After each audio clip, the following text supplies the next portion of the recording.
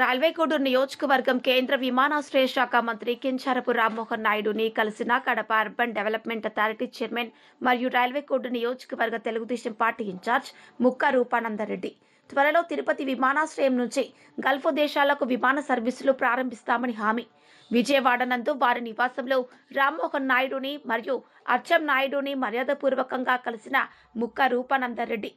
నియోజకవర్గ ప్రజలకు అనుకూలంగా తిరుపతి విమానాశ్రయం నుంచి గల్ఫ్ దేశాలకు విమాన సర్వీసులు ప్రారంభించాలని అభ్యర్థించారు. రాల్వేగూడూరు నియోజకవర్గం నందు అత్యధికంగా ఎక్కువ మంది గల్ఫ్ దేశాలకు వెళ్లి వస్తుంటారని, ఈ సందర్భంగా యాక్సిడెంట్ ఎక్కువగా అవుతున్న నేపథ్యంలో తిరుపతి విమానాశ్రయం నుండి గల్ఫ్ దేశాలకు విమాన సర్వీసులు ప్రారంభించాలని కేంద్ర మంత్రి రామ్మోహన్ నాయుడుని వినతి పత్రం అందించి సమస్యలను తెలియజేసిన Kadapa urban development authority chairman మరియు రాల్వేగూడూరు నియోజకవర్గ టీడీపీ పార్టీ ఇన్ఛార్జ్ ముక్క రూపానందరెడ్డి